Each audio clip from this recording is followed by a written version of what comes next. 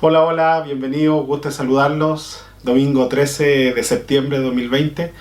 Estamos comenzando el sexto capítulo de este programa El Ciudadano Germán, que se transmite a través de mi canal de YouTube. Bueno, mes de fiestas patrias, ¿cierto? Para el caso de Chile, prontamente. Y también pensando que siempre esta primera parte es de análisis de contingencia. La primera reflexión tiene que ver con lo ocurrido hace 47 años con el golpe de Estado, las lecciones que aún nos deja esa situación y desde luego también en el contexto de lo que significa estar a 40 días del plebiscito, ¿cierto?, del 25 de octubre. Desde luego no tiene mucho sentido volver a hablar de elementos asociados a las causas, a la trayectoria, al registro de lo que ocurrió en ese periodo, ¿cierto? Principalmente entre 1970 y 1973 y posteriormente todo lo que fue la instauración de un régimen dictatorial, ¿cierto? Hay mucha documentación, hay muchos reportajes, hay mucho análisis muy exhaustivo, por lo tanto no voy a venir yo a querer sustituir todo eso o pensar que podría agregar algo muy significativo adicional.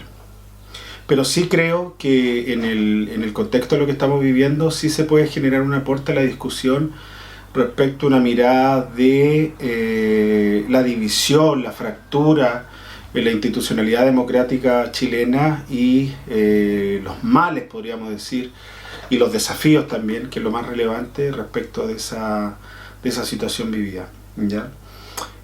Por alguna razón que tiene que ver con un análisis politológico, sociológico o de otras áreas, esa fractura que quebró la institucionalidad democrática chilena no solo generó efectos en lo político, en el sistema político, sino que hasta el día de hoy en la trazabilidad de lo que es el constructo social, las acciones de nuestro grupo, individuos, la forma en que operan los partidos políticos y la forma en que resolvemos nuestras situaciones políticas, ¿cierto? Si uno analiza todavía a 47 años del golpe militar, hay miradas muchas veces binarias, ¿cierto? Pinochetistas, allendistas, derecha-izquierda, ¿cierto? O el traspaso mutuo de culpa o responsabilidades de ese quiebre, ¿ya? Desde luego eso está no solamente en la historia de Chile, sino que también en América Latina, en los diferentes conflictos que ha habido en otros lugares del mundo, ¿cierto? Y probablemente eso nos va a acompañar un buen tiempo más, si es que no nos va a acompañar siempre en nuestra historia futura. Sin embargo, no sé si la palabra es crítica, pero mi análisis pasa por cuáles son las verdaderas lecciones que nos han dejado estos hechos históricos que han sido tan dolorosos para el país, ¿cierto? Dolorosos porque desde luego vivir una situación de quiebre institucional con todos los efectos que eso generó, lamentablemente problemas relacionados con violación a los derechos humanos, una polarización tremenda del país antes y después de ese momento histórico, situaciones que afectaron a distintas personas, grupos, familias, desde luego es algo fuerte que queda enquilosado en la historia. Y desde luego ahí, en la base, en el pilar, deben haber siempre elementos asociados a la justicia y a la reparación y también a una mirada de efectivamente si podemos, sobre la base del diálogo democrático, el respeto a nuestra institucionalidad política, poder avanzar, ¿cierto? Y en ese sentido, ¿cómo se conecta con lo que se plantea en el plebiscito del próximo 25 de octubre? Probablemente uno de los elementos centrales, y yo lo había planteado en capítulos anteriores, uno de los problemas centrales de lo que estamos viviendo respecto a nuestra crisis institucional es el problema de la legitimidad de la Constitución Política de 1980, incluso con reformas en democracia.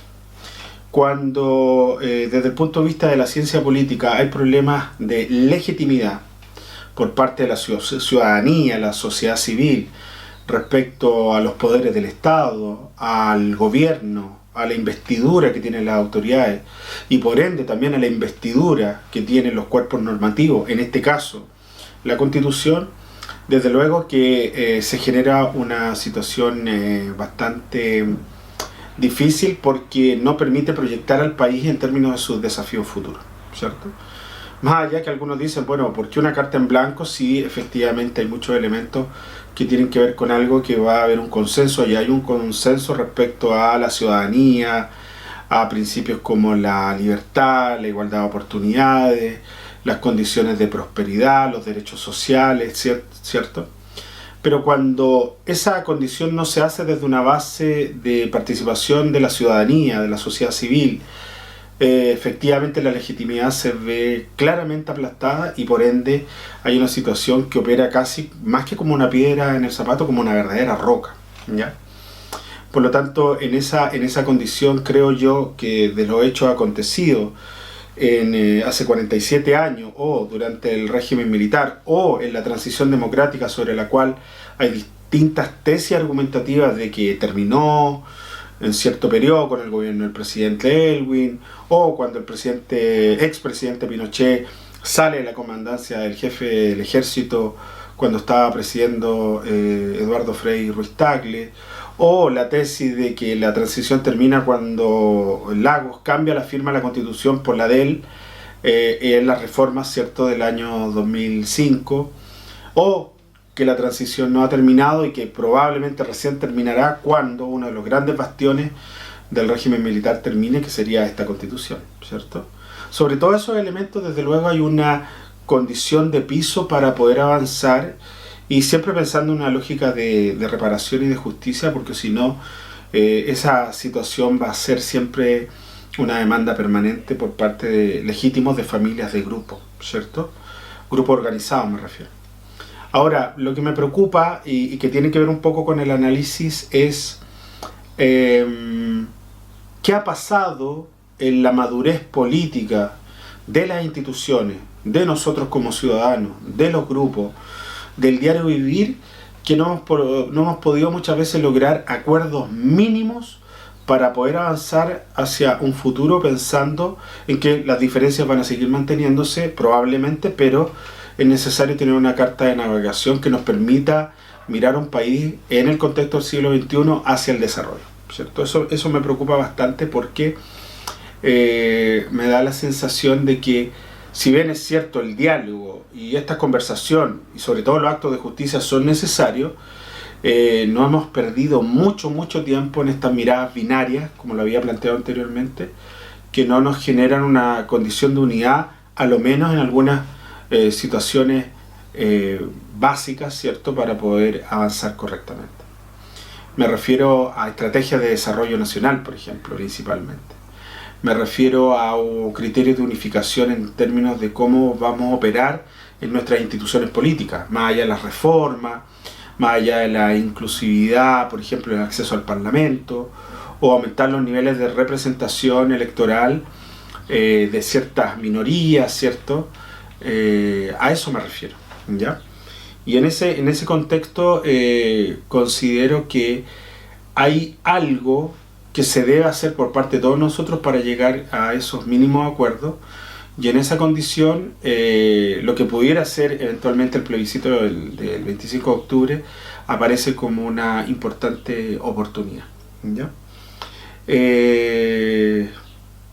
Estaba reflexionando ayer sábado respecto a este programa, y mirando aspectos económicos, aspectos de desarrollo social, de institucionalidad política también, me llamaba la atención de que países como, obviamente con sus distintas matices y diferencias, como Finlandia, como Singapur, como Corea del Sur, como Canadá, ¿cierto? Hace 40, 50 años atrás podían tener problemas similares en algunos aspectos, niveles de desarrollo, por ejemplo, o situaciones políticas no del todo bien abordadas, ¿cierto?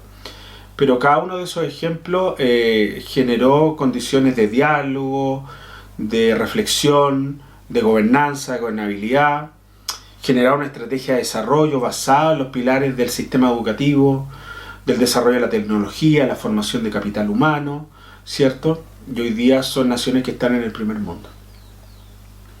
Finlandia, Corea del Sur, Singapur, Canadá hace mucho tiempo, incluso atrás, pero también con dinámica asociada al fenómeno inmigratorio, por ejemplo. Y nosotros estamos estancados, ¿cierto? Los mismos economistas lo han dicho, la capacidad de crecimiento del país se ha perdido, la diversificación de nuestra matriz productiva ha sido prácticamente escasa en las últimas 4 décadas, ¿cierto? Y seguimos mirándonos hacia adentro, con nuestras rencillas, con nuestras peleas, con nuestra mirada hacia el opositor, ¿cierto? Muchas veces sin diálogo. Y eso me preocupa, porque si bien es cierto, eso es parte de la dinámica de un país, ¿cierto? Y no lo podemos dejar de lado. Sí hemos dejado de lado fuertemente, debido a todas estas discusiones, el no tener claro un horizonte de largo plazo, ¿cierto? Y eso no es que haya permitido, sino que no permitirá que el país pueda efectivamente lograr una senda de desarrollo como la que quisiéramos muchas personas, ¿cierto? Bienestar, crecimiento económico, desarrollo de las ciencias, de las artes, de la cultura, justamente formación cívica, participación ciudadana, etcétera, etcétera, ¿ya? Por lo tanto, esa es un poco la reflexión, y creo que el exceso de pasado no nos hace bien.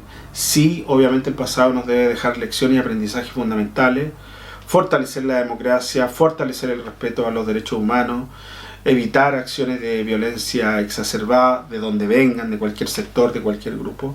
Desde luego que eso es importante, pero no perder el camino hacia el diálogo para lograr ciertos consensos en donde otros países lo han hecho y están en una posición mucho más privilegiada que la de nosotros. Nosotros somos un país que tenemos mucho potencial, mucha riqueza, pero ahí hay algo que no nos está haciendo mirar en perspectiva, ¿cierto? Sobre la base del potencial que se tiene, ¿ya? Así que lo quería dejar de manifiesto como esta reflexión, pensando en una fecha que siempre divide, que siempre genera antagonía, interpretaciones, ¿cierto? Pero que a 40 días de un plebiscito puede ser también una condición para verificar, sobre la base de la representación social, del imaginario, de los discursos, el punto de partida hacia la construcción de un nuevo Chile en un contexto del siglo XXI, equidad, igualdad de oportunidades, prosperidad, bienestar. Eso lo espero sinceramente, no solo yo, sino que muchos millones de chilenos y habitantes de este país, y es lo que uno esperaría pensando en los desafíos que tenemos ahora, ¿ya? Así que bueno, eso es un poco lo que quería comentarle un poco en esta primera etapa de este programa de El Ciudadano Germán. Bien, continuamos con esta segunda sección que dice relación con el comentario de un libro, el análisis de libros, ¿cierto? Yo creo que fomentar la lectura desde una perspectiva no solo académica, sino de una vida cotidiana en donde los textos nos dejan información, nos dejan aprendizaje, nos dejan reflexiones, ¿cierto? Es muy bueno, no solo para nosotros, sino para aquellas personas con las cuales nosotros compartimos y podemos debatir ciertas ideas, ¿cierto? En esta ocasión quiero hablar brevemente de 2 libros. El primero, ambos de educación, después se van a dar cuenta que hay una especie de sorpresa, ¿cierto? El primero de ellos tiene por nombre El Gran Experimento, Mercado y privatización de la educación chilena. ¿Ya? Ahí lo voy a mostrar en la cámara. El Gran Experimento, del sociólogo chileno Cristian Beley. ¿Ya? Cristian Beley es un destacado sociólogo chileno, doctor en educación en la Universidad de Harvard, y es un académico que durante muchos años ya está escribiendo temas relacionados con la sociología de la educación y la política educativa.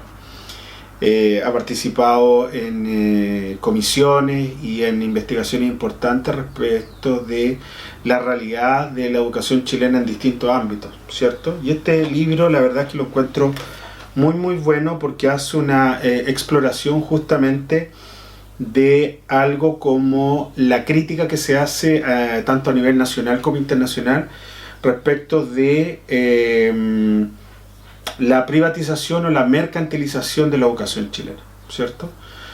Para las personas que tienen cierto nivel de formación en términos de política educativa o que han seguido la agenda pública sin ser especialistas, se han dado cuenta que los movimientos estudiantiles, por ejemplo, del 2006 y del 2011, relevaron el hecho que las reformas estructurales, ¿se acuerdan la semana pasada? Las reformas estructurales llevadas a cabo bajo el régimen militar incidieron, entre otras cosas, en plantear una gestión educativa desde principalmente la provisión privada, cambiando paradigmas, por ejemplo, de fortalecimiento de la educación pública.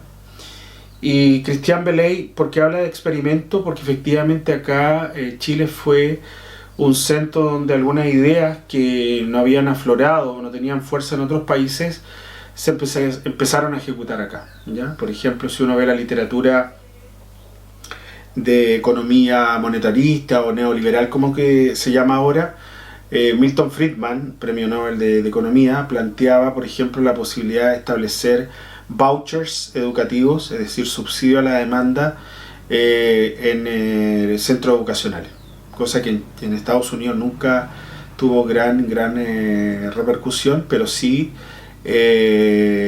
parte de lo que se toma en la política educativa chilena. Se utilizó ese espíritu planteado por Milton Friedman, ¿cierto? Y, por ejemplo, los colegios particulares subvencionados comenzaron a tener gran importancia en la provisión de educación privada, pero con un financiamiento importante por parte del Estado, ¿cierto? Y desde luego, cuando uno ve el aumento de la matrícula de educación superior, de los mecanismos escolares basados en la competencia, en la rivalidad implícita muchas veces a través de las pruebas estandarizadas, uno se da cuenta efectivamente que hay una visión que plantea muy bien este destacado sociólogo respecto a un mercado educativo y a un cuasi mercado educativo, porque interviene el Estado, de ahí también el concepto de cuasi mercado. Por lo tanto, a todas aquellas personas que les interese saber qué ha pasado con la educación en Chile en estas últimas décadas, este libro, El Gran Experimento, Mercado de Privatización de la Educación Chilena, de Christian Beley, es un excelente texto, ¿ya? Y bueno, a propósito, por eso yo les decía que era una especie de sorpresa, acá les presento el segundo libro a aquellos que no conocen el libro, que se llama Estado y Mercado en la Educación en Chile, ¿ya? Por eso quise unir la presentación. Este libro está escrito por mi persona, Germán Sangüesa Muñoz, el año pasado, y forma parte también de una investigación de qué ha pasado en los últimos 40 años de la política educativa en Chile, y justamente cómo hay una relación y una tensión a la vez del rol del Estado en la educación y en qué momento empieza a aparecer una función del mercado en la educación. Y obviamente en el ejemplo chileno, inspirado también en planteamientos que me tocó leer de Christian Beley y de otros destacados economistas de la educación, sociólogos de la educación, ¿cierto? Fui construyendo obviamente con un lenguaje propio y con una indagación que habla justamente de esa construcción y ese debate que hasta el día de hoy es relevante.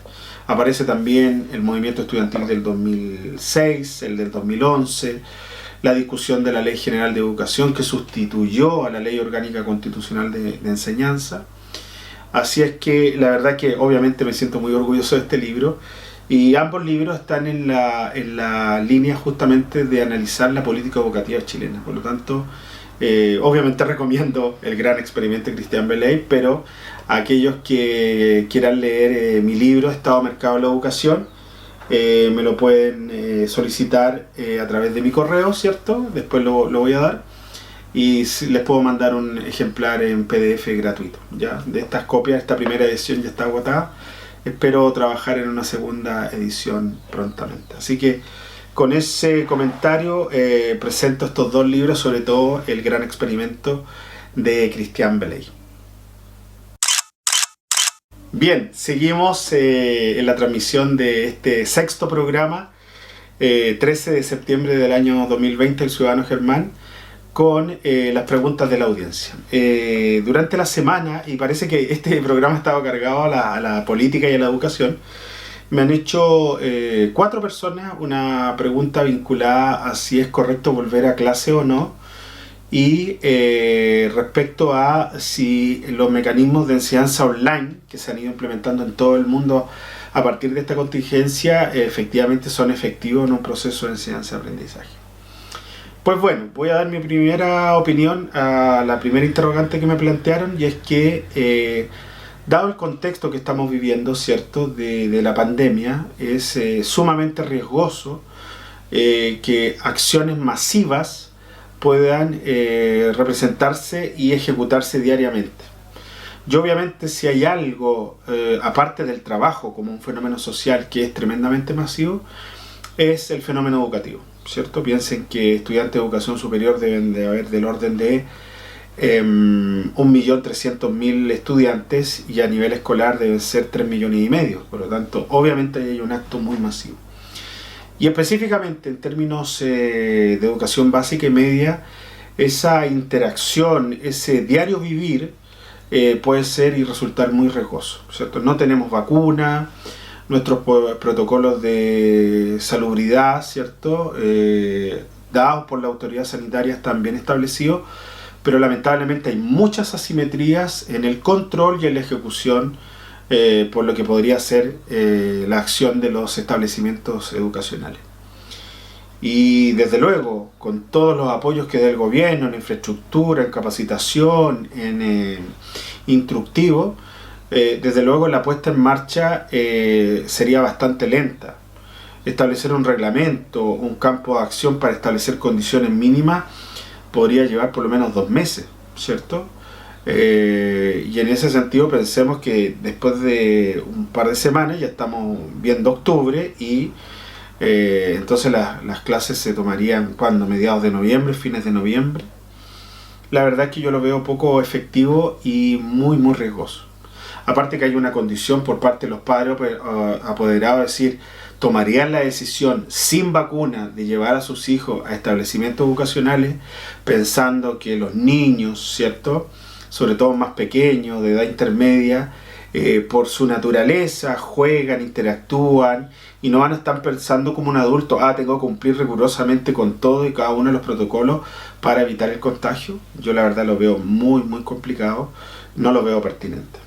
Y por ende también esta discusión impulsada por el ministro de Educación y otros entes, me parece que no está en la línea de lo que debiera reforzarse este año en lo particular. Este año debiera tal cual reforzarse las mejores plataformas posibles en términos de educación online, considerando que eso tiene ciertas falencias o deficiencias, pero también viendo todas las fortalezas que se han ido abriendo en términos de observación respecto a las clases en este formato.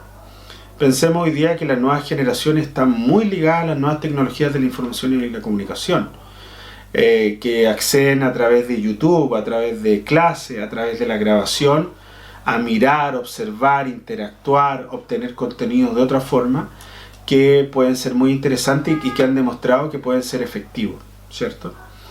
Lo digo particularmente, por ejemplo, yo que hago clases a nivel de universidad, y tantos profesores y profesores de verdad, me refiero a profesores que han estudiado pedagogía, ¿cierto?, se han dado cuenta, por ejemplo, que los estudiantes pueden volver a ver una clase, pueden hacer una pregunta en términos sincrónicos en el momento, o pueden formular interrogantes después de terminar las clases, o escuchar audio o ver videos que les puedan reforzar esas materias.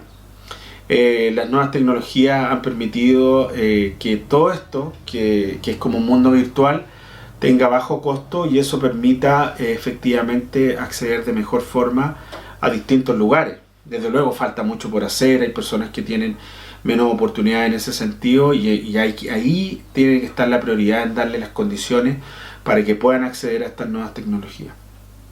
Por lo tanto, pasando en la migración a la segunda pregunta, sí me parece que estas estrategias sí pueden ser efectivas. Tienen limitancias, desde luego, la interacción personal en un aula real, en condiciones de interacción entre los mismos pares, los educandos, los estudiantes y el profesor. Desde luego esa riqueza es difícil de suplir a través de estos mecanismos, pero también estudiantes que por diversas razones no pudieron ir a clase, se enfermaron, les cuesta retener, asimilar, comprender, pueden tener en estas herramientas la posibilidad de revisar, volver a ver complementos, acceder a un banco de preguntas que muchas veces en esa clase que se dio se perdió, y no quedó bien desarrollada, ¿ya? Yo creo que, y aquí lo he visto efectivamente por parte de pedagogos expertos en procesos de enseñanza-aprendizaje, lo que hay que potenciar en estos momentos son dos grandes cosas. El uso adecuado de las nuevas tecnologías de la información y comunicación, desde luego sobre la base de la equidad e igualdad de oportunidades, que todos tengan las mismas oportunidades, y generar condiciones de estudio autónomo. De estudio autónomo, porque cuando una persona no se está mirando solo desde el traspaso de conocimiento, desarrollo de habilidades, que es importante, pero que hoy día es un elemento del proceso educativo, se le deben entregar herramientas que le permitan a esa persona, desde pequeñito, desarrollar un estudio autónomo que autogestione, dirija, ¿cierto? Siempre con un soporte, desde luego, la capacidad de poder sacar el mayor provecho a su espacio, complementándolo con sus espacios de distracción, complementándolo con sus espacios relacionados con su vida personal, familiar, etcétera, etcétera. Yo no demonizaría las clases virtuales, y creo que una de las grandes lecciones que ha quedado con esta pandemia es que en el futuro, si sale todo bien y podamos volver a las clases presenciales, todo este mundo nos ha dejado un tremendo know-how, un saber hacer, que nos va a permitir un buen complemento para justamente generar algo que en pedagogía se llama aprendizaje significativo. Es decir, ese aprendizaje que te acompaña durante mucho tiempo, probablemente el resto de tu vida. No desde el punto de vista conductista, sino desde el punto de vista constructivista. Por lo tanto, a todas esas personas que me preguntaron también esa segunda parte de la pregunta, desde luego, yo creo que esto tiene elementos muy valorables que en complemento a la vuelta a clases presenciales va a generar una ventana de posibilidades mucho mayor. Es decir, esto se vino a adelantar a lo que estaba ocurriendo con años anteriores, donde todo el tema online iba en forma incipiente, pero que hoy día se aceleró, ¿ya? Y bueno, me parece que este año no están dadas las condiciones para volver a clases presenciales masivas, por lo tanto a este espacio hay que tratar de sacarle el mayor provecho posible, ¿ya? Así que con eso terminamos esta sección de las preguntas de la audiencia. Bien, comenzamos la última parte de este programa del Ciudadano Germán, y muchos saben que se trata de la campana filosófica, ¿cierto? Este lugar que nos deja la posibilidad de poder hablar, reflexionar sobre algunos aspectos filosóficos, ¿cierto? Voy a leer una cita de René Descartes, ¿cierto? Este filósofo francés muy destacado. Vivir sin filosofar es propiamente tener los ojos cerrados, sin tratar de abrirlos jamás, ¿ya? Con René Descartes se inicia para muchos el periodo de lo que se denomina el estudio de la filosofía moderna, contemporánea, ¿cierto? Descartes lo que nos enseña, y el racionalismo y distintas corrientes filosóficas que vienen posteriormente, es que la filosofía nos permite reflexionar acerca de los elementos importantes en nuestra vida, ¿cierto? Y en la medida que nosotros tomamos acciones o hacemos las cosas sin muchas veces reflexionarlas concretamente, hacernos esas preguntas relevantes, probablemente a veces caemos en que no tiene sentido lo que hacemos, ¿cierto? Por lo tanto, el abrirse a una ventana de oportunidad de la filosofía, que no tiene que ver necesariamente con estar leyendo autores, corrientes epistemológicas, sino sentarse, pensar qué estoy haciendo, cómo lo estoy haciendo, por qué lo estoy haciendo, qué sentido tiene, es parte de mi proyecto de vida, en qué puedo contribuir humildemente al desarrollo de la sociedad, al mío, a mi bienestar o a mi tranquilidad, darle una vuelta a lo que estoy haciendo, encontrarle un sentido que me permita motivación, o simplemente para poder encontrar algunas respuestas que en el diario vivir, en el estar apagando incendios, en nuestro trabajo, en nuestras exigencias académicas, muchas veces no damos ese espacio, ¿cierto? Por lo tanto, sí, me encanta esa frase de René Descartes. Si no hacemos filosofía, es como que estuviéramos con los ojos cerrados. Por lo tanto, dediquémosle siempre, aunque sea en la semana, un tiempecito, algunos minutos, a pensar en lo que estoy haciendo, por qué lo estoy haciendo, y a encontrarle un poco sentido, porque de eso se trata el vivir, ¿cierto? Vivir el presente, el bienestar, y encontrarle sentido a esas cosas que son pequeñitas también. En estos momentos se escucha el sonido lindo de unos pajaritos, ¿cierto? Y eso tiene sentido, que puede ser paz, tranquilidad, bienestar, futuro, etcétera, etcétera. Así que con eso terminamos este sexto programa de El Ciudadano Germán, ¿cierto? Si les gustó este video, denle un like ahí en YouTube, ¿cierto? Y a todas las personas que quieran ver estos programas, suscríbanse a mi canal de YouTube, Profe Germán Sangüesa Muñoz, ¿cierto? Como estamos en Chile viviendo casi el inicio de las fiestas patrias, un saludo. Aquí tengo una banderita, ¿cierto?, con la cual los saludo para despedirme, con mucha ponderación en nuestras casas, ¿cierto?, cuidándonos mucho. Todavía estamos con el tema de la pandemia, pero desde luego aprovechar justamente lo que estábamos hablando, de compartir en familia, de conversar, esos espacios que muchas veces no tenemos en otras instancias. Así que me despido cordialmente, que viva Chile, su gente, su futuro, y un saludo para toda la gente de este país, ¿cierto?, que está viviendo actualmente, y que tengan unas excelentes fiestas patrias. Saludo a toda la gente fuera del país también que lo va a celebrar, y a todos mis amigos en distintos lugares del mundo. Nos estamos viendo. Bye bye.